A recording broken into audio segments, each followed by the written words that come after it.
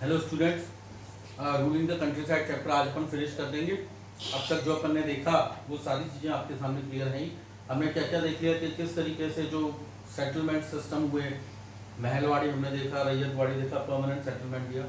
अब इसके आगे जिस चीज़ पे पूरा कुछ चलेगा वो है इंडिगो, जिसे हिंदी में कहते हैं नील। ये कपड़े रंगने के काम में आता है और इसका नाम ही आप देख सकते हो, इंडिगो, रेफर कर रहा है कि ये इंडिया से। ये स्टूडेंट्स वो चीज होती है जिससे कपड़े रंगे जाते हैं। डाई का कंसेप्ट जो है सारा कुछ इससे होता है। अब मैंने पहले भी हम पहले चैप्टर्स में पढ़ चुके हैं कि किस तरीके से जो टेक्सटाइल्स हैं हिंदुस्तान के काफी फेमस थे। अलग अलग कलरफुल प्रिंट बुक में आपके दिए हुए हैं। 10 कलर है वो हिस्ट्री, जैसे कलमकारी प्रिंट है वो आंध्रा में हुआ, जैसे ऑन द राइट है floral cotton print, William Morris एक 19th सेंचुरी के पोएट और आर्टिस्ट थे, उन्होंने किया। तो ये सारा कुछ इंडिगो से आता है। अच्छा, इंडिगो जो हिंदुस्तान में होती है वो जो टिपिकल ट्रॉपिकल क्लाइमेट है हिंदुस्तान का उसमें होती है, और खासकर जिन स्टेट्स में ये फेमस रही इंडिया के, नंबर 1 है बंगाल। बंगाल की जो नील है, नील व्यापार इंडिगो का जो है, यहां से ये यूरोप में और इलाकों में जाती थी। अच्छा, ये इंडिगो जो हमारी इंडिया की थी वो इतनी ज्यादा क्वालिटी में बेस्ट थी, इतनी बेहतर क्वालिटी की थी कि यूरोपियंस ने भी इसके कंपैरिजन में उन्होंने दूसरी और इलाकों में, उनको लगा जो इंडिया का क्लाइमेट है वैसा और टेम्परेट इलाकों में, खासकर उन्होंने जो उनकी कैरेबियन कॉलोनीज थी, कैरेबियन, आज की जो अपन वेस्ट इंडीज क्रिकेट टीम का आपने नाम सुना होगा, तो ये जो कैरेबियन आइलैंड्स हैं यहां भी इन्होंने जो है खासकर इनके सेंट डोमिनिक, फ्रांसीसियों ने, खासकर फ्रेंच कॉलोनी जो फ्रांसीसी थे उन्होंने यहाँ पर इंडिगो उगाई, लेकिन वो इंडियन क्वालिटी की जो इंडिगो थी उसका जो है नहीं कर पाए। देखिए ये जो आपका पैराग्राफ है एनसीईआरटी बुक में यही है, मैं पढ़ देता हूँ। Indigo rich the price was very high, तो उन्होंने क्या किया, it was grown in northern Italy, European cloth manufacturer therefore had to depend on another plant called woad. उन्होंने वोड था जिससे वायलेट कलर का निकलता था, वोड उगाया, पर ये वोड इंडियन इंडिगो की क्वालिटी का नहीं था क्योंकि ये पेल हो जाता था, ठीक है ना, इसका कलर जो था वो फीका रह जाता था। तो इन्होंने इसकी जगह इसकी क्वालिटी को इतना बेहतर वो नहीं समझ पाए जो इंडिगो थी, जो हमारी भारतीय नील थी। तो cloth dyers Europe pressurise their government to ban the import of indigo. तो अब जो यूरोप के थे उन्होंने ये किया कि एक हिंदुस्तान की इंडिगो को बैन करा दिया जाए, क्योंकि अगर इंडियन इंडिगो को बैन कर देंगे तो फिर इनकी वोट को लिया जाएगा, लेकिन क्वालिटी कहीं भी कॉम्प्रोमाइज नहीं कर सकती। Cloth dyer however preferred indigo as a dye, indigo produce a rich blue colour, क्योंकि जो इंडियन इंडिगो नील होता था इससे बहुत ही खास किस्म का नीला रंग आता था जो काफी फेमस था। The French government cultivating indigo in Saint Domingue, मैंने आपको बताया सेंट डोमिनिक आइलैंड में इन्होंने किया, पोर्टुगीज ने ब्राजील में कोशिश की, इंग्लिश ने जमैका में की, और हिंदू इंग्लिश तो जो थे ब्रिटिशर्स इंडिया से जो थे कई फार्मर्स को जबरदस्ती ले गए, खासकर उत्तर प्रदेश बिहार के जो नील उत्पादन किसान थे उनको ये उठाकर वेस्ट जमैका और इधर के इलाकों में, अपने इलाकों में ले गए जहां पर उन्होंने उनसे नील उगवाई, लेकिन कोई खास काम नहीं हो पाया।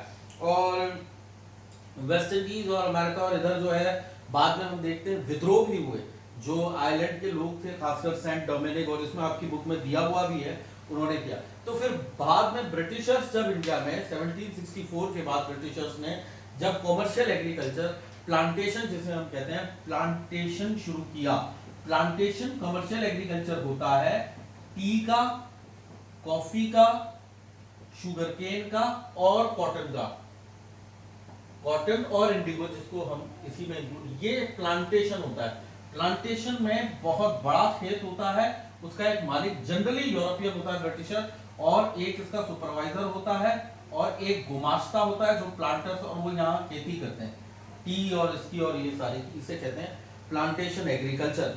तो स्टूडेंट्स आपकी बुक में देखो दे रखा है the slave revolt in Saint Domingue, diagram बनाया हुआ है, Saint Domingue in the Caribbean island, African slaves ने 1791 में जबरदस्त विद्रोह किया था अफ्रीकन स्लेव्स ने, जिस वजह से फ्रेंच ने, नेक्स्ट ईयर आप फ्रेंच रेवोल्यूशन पढ़ोगे उसमें आपके आएगा, फ्रेंच ने स्लेवरी को एबोलिश कर दिया। तो ये है, तो ये पूरा सिस्टम था स्टूडेंट इंडिगो का। अब ये देखा जाएगा कि इंडिगो किस तरीके से भारत में उगाई जाती थी। इंडिगो दो सिस्टम से इंडिया में उगाई जाती थी, एक थी निज, एक थी रैयती। ये दोनों मैं आपको समझा देता हूँ। बेसिक डिफरेंस ये है, निज खुद का बड़ा खेत होता था जिस पर वो खेती करते थे इंडिगो, और दूसरी होती थी रैयती। रैयती जिसमें वो दूसरे किसानों को बुलाते थे, उनको पैसे देते थे और वो इनके खेत पे काम करते थे। लेकिन एक ये समझनी जरूरी है कि ये जनरली इंडिगो की खेती से सब बचते थे, बहुत कम जगह होती थी। क्यों? क्योंकि स्टूडेंट्स इंडिगो एक तो उसमें बहुत ज्यादा एक्सटेंसिव लेबर की जरूरत है, उसमें बहुत ज्यादा बैल हल, बहुत ज्यादा लेबर की जरूरत है। दूसरा, इंडिगो की खेती धीरे धीरे उस जमीन की फर्टिलिटी को खत्म कर देती है, तो दूसरे क्रॉप्स के कंपैरिजन में इंडिगो को उगाना खतरे से खाली नहीं था। ज्यादातर इलाकों में चावल की खेती का जब समय होता था, हर क्रॉप का अलग अलग टाइम होता है, रबी की क्रॉप का अलग टाइम है हार्वेस्टिंग का, सोइंग का, खरीफ की क्रॉप का अलग टाइम है हार्वेस्टिंग का, सोइंग का। तो क्या होता था, यहाँ पर ये देखने की बात है कि जो इंडिगो की खेती होती थी वो जनरली जो राइस कल्टीवेशन होता था उससे टकराती थी, तो उसके कंपैरिजन में कल्टीवेटर्स राइस की करते, दिखा भी है। देखो, the problem with nij cultivation, indigo could be cultivated only on fertile land and these were already densely populated. जिन जमीनों पर वे नील की खेती करना चाहते थे या उसको एक्सटेंड भी कैसे करते, क्योंकि वहां पे और लोग भी रहते थे, उपजाऊ जमीन के पास तो रहेंगे, और वो दूसरी फसलों की खेती वहां करते थे, इसमें बताया हुआ है। And nor was labor easy to mobilize. A large plantation required vast number of hands to operate, जो मैंने अभी आपको बताया, and labor was needed precisely at the time when peasants were usually busy with their rice cultivation। जो खरीफ की फसल होती थी चावल की, ये खासकर बंगाल और जो हमारा पूर्वी इलाका ईस्ट जो है वो राइस पैडी कल्टीवेशन करता था, उस वक्त इंडिगो की जरूरत पड़ती थी। तो फार्मर्स जनरली नील के कंपैरिजन में चावल की खेती को में ज्यादा पसंद करते थे। निज कल्टीवेशन का पूरा इन्होंने आपको बताया है। 1 बीघा ऑफ इंडिगो कल्टीवेशन रिक्वायर्स, इतने सारे हल की जरूरत होती, ये सारी चीजें होती थी।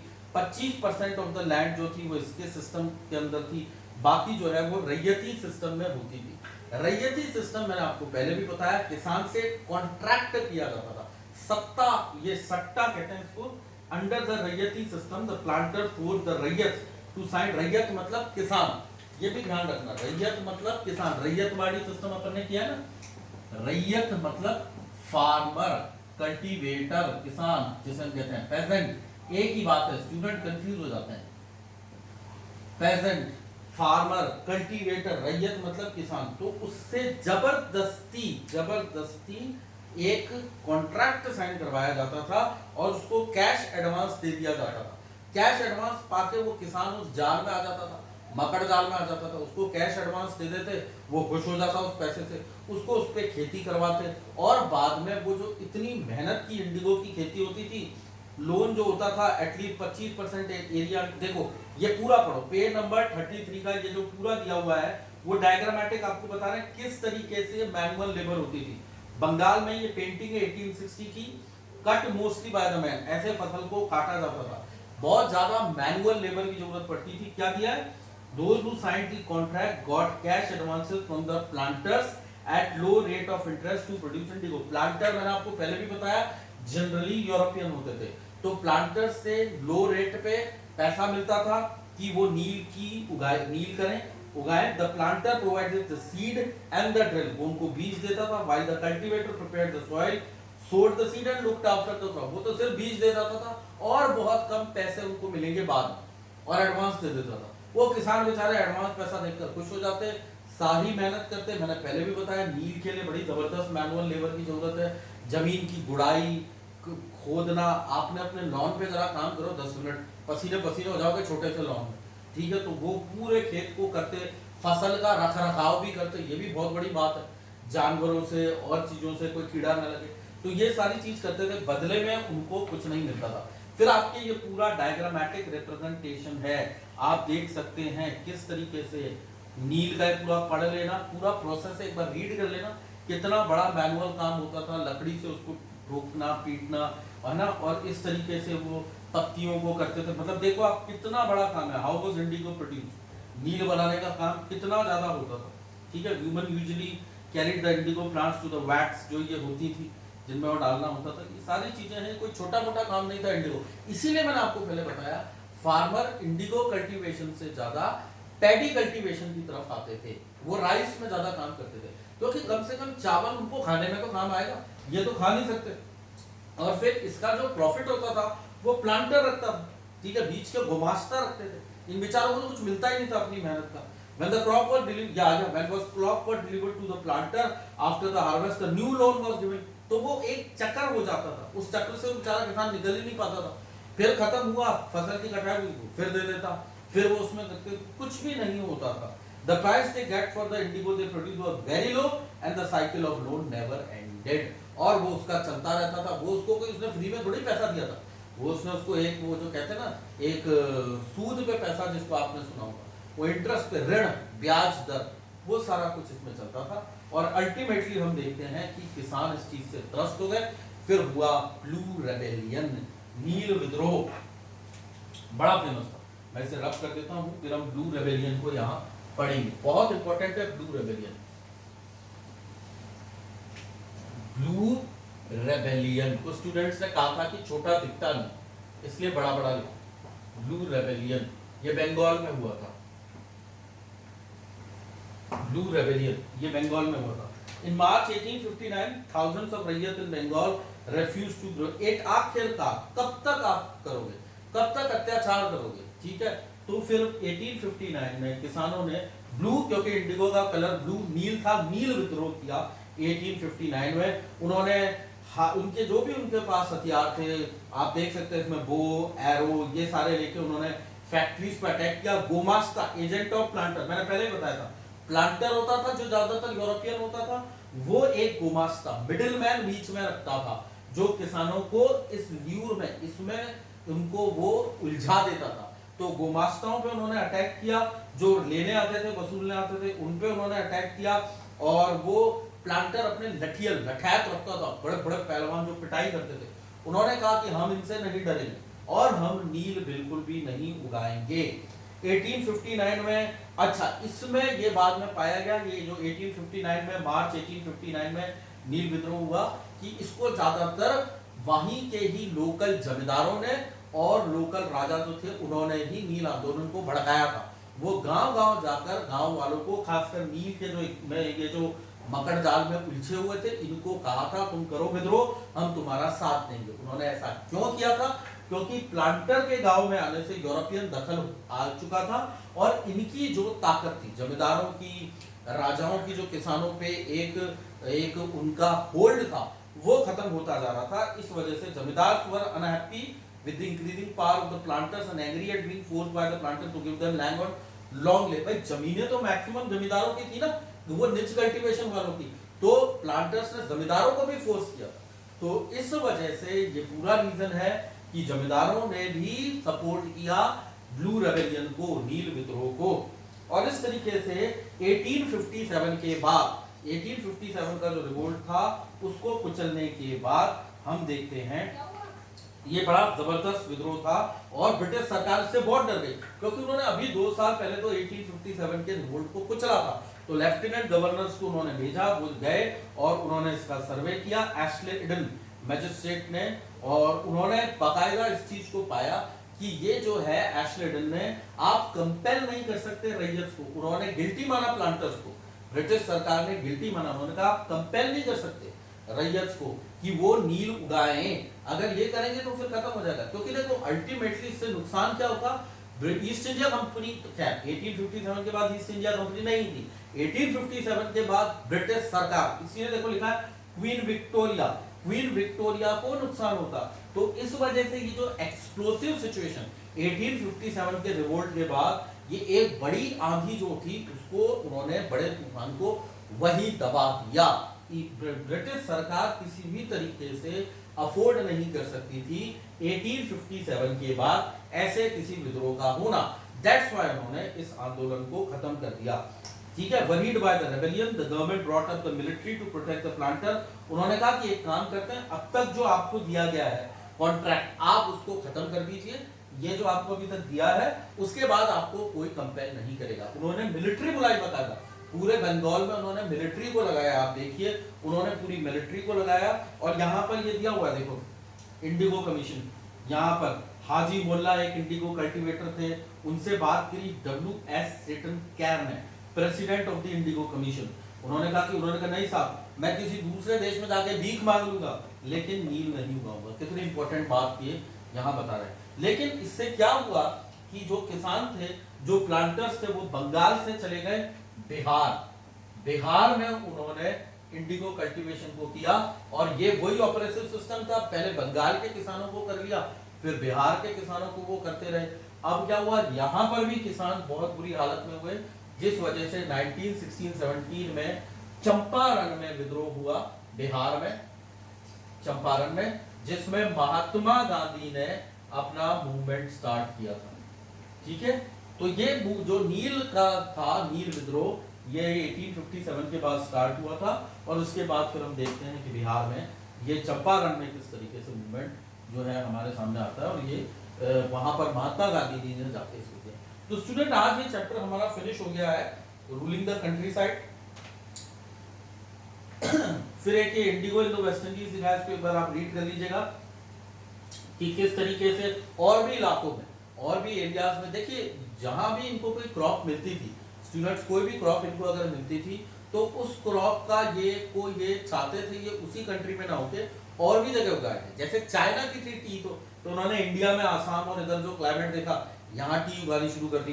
कॉफी इनको मोरक्को में मिली, मोरक्को से कॉफी को कॉलोनियल ने ब्राजील में, और जहां तक कोई नेटिव क्रॉप होता था इंडिया में, और इधर प्लांटेशन एग्रीकल्चर शुरू किया।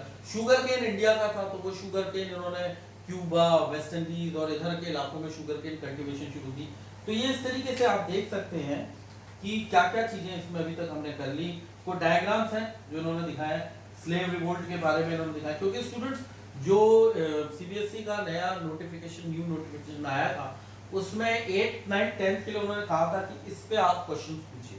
तो ये जो पेंटिंग्स हैं इनको भी आप एक बार देखते रहिएगा, ये प्रिंट्स के। तो ये student ruling the country side chapter था, इसमें मैंने रूलिंग द कंट्री साइड मतलब जो गांव के हालात थे, जो रूरल एरिया था, जो हमारा रूरल एरियाज थे, उन गांव के क्या क्या हालात थे, एक क्विक रिवीजन कर लेते हैं। हमने इसमें क्या क्या किया।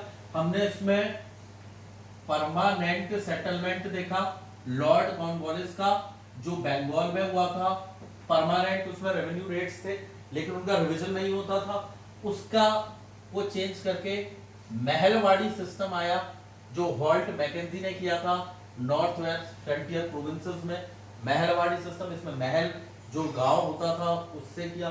फिर आया रैयतवाड़ी सिस्टम, जो कि डेक्कन और एरिया में था। इंडिया में सबसे ज्यादा एरिया में रैयतवाड़ी था, इसमें थे थॉमस मुनरो, ठीक है ना, ये डायरेक्ट किसान से लिया जाता था। थे ये तीनों सेटलमेंट अलग अलग, लेकिन इनसे किसानों को ही नुकसान था, बिकॉज रेवेन्यू रेट्स जो थी वो बहुत ज्यादा हाई थी, रेवेन्यू रेट्स, ये समझना बहुत ज्यादा जरूरी है। फिर जो उसके बाद हमने ये पूरा इंडिगो का देखा कि इंडिया में जो नील होती थी, टेक्सटाइल्स जो होती थी, जो हमारा कंसेप्ट था टाइम एंड डाइंग का, यूरोपियन कॉलोनियल्स की उस पर बहुत ज्यादा नजर थी। वो जो थे इस चीज को पे बहुत मुनाफा भी कमा रहे थे, लेकिन जो यूरोपियन और वहां पे कंपनी के थे टेक्सटाइल, उनको प्रॉब्लम होनी थी, तो उन्होंने इसके इंपोर्ट पे बैन लगाया। वुड उन्होंने और इलाकों में उगाया, लेकिन वो कंपैटिबिलिटी में अगर हम देखें तो इंडिगो के उसकी क्वालिटी काफी लो थी, बिकॉज वो जो था वुड वो पेल हो जाता था, डल हो जाता था। इंडिगो बड़ा चमकदार नीला रंग देता था, ब्लू कलर का रंग देता था, ये हमने देखा इसमें स्टूडेंट। तो फिर इस तरीके से हमने ये सारी चीजें जो है करी। फिर हमने देखा कि किस तरीके से इंडिया में हमने देखा निच और रैयती सिस्टम था। निच अपनी जमीन पे होता था, रैयती कॉन्ट्रैक्ट दिया जाता था, एडवांस लोन प्रोवाइड किया जाता था, और ये एक तरीके का मकड़ जाल था, एक ट्रैप था, वेब था, जिसमें भारत का किसान फंस गया, बंगाल का। और फिर हमने उसकी पराकाष्ठा देखी, ब्लू रेबेलियन, जो 1857 रिवोल्ट के बाद 1859 में होता है, 1859 में ब्रू रेबेलियन होता है, वो हमने देखा बंगाल में। उसके बाद फिर हमने देखा कि किस तरीके से पहले वो हमने देखा कि वो स्लेव रिवोल्ट हुआ, तो जो डोमिनिक में फिर उन्होंने फ्रांस ने इस चीज को बंद कर दिया। अल्टीमेटली इससे इंडियन नील की और डिमांड बढ़ने लग गई। फिर वो ब्लू रेवेलियन हो गया, प्लांटेशन का हमने देखा, गुमास्ताओं पे उन्होंने अटैक किया, आखिरकार मिलिट्री बुलानी पड़ी, और फिर जो सेटन कमीशन हुआ उसमें उन्होंने मना कर दिया कि आप कंपेल नहीं कर सकते क्वीन विक्टोरिया के, और इंडिगो प्लांटर्स ने समझा कि क्वीन विक्टोरिया ने कहा है कि आप कहीं भी नहीं उगा सकते, और वो हमको सपोर्ट कर रही है, हमारे आंदोलन को वो सपोर्ट कर रही है। फिर बिहार में ये हो गया, तो बिहार में जो चंपारण था महात्मा गांधी ने किया, वो आप देखेंगे 10th क्लास में आपके चैप्टर आएगा चंपारण का। अभी तो ये समझ लीजिए कि महात्मा गांधी ने जो नील से किसान परेशान हो चुके थे उनका सपोर्ट किया, और अंग्रेजों ने फिर इसको खत्म किया। ठीक है स्टूडेंट, रिविजन करते रहिएगा, पढ़ते रहिएगा, ठीक है।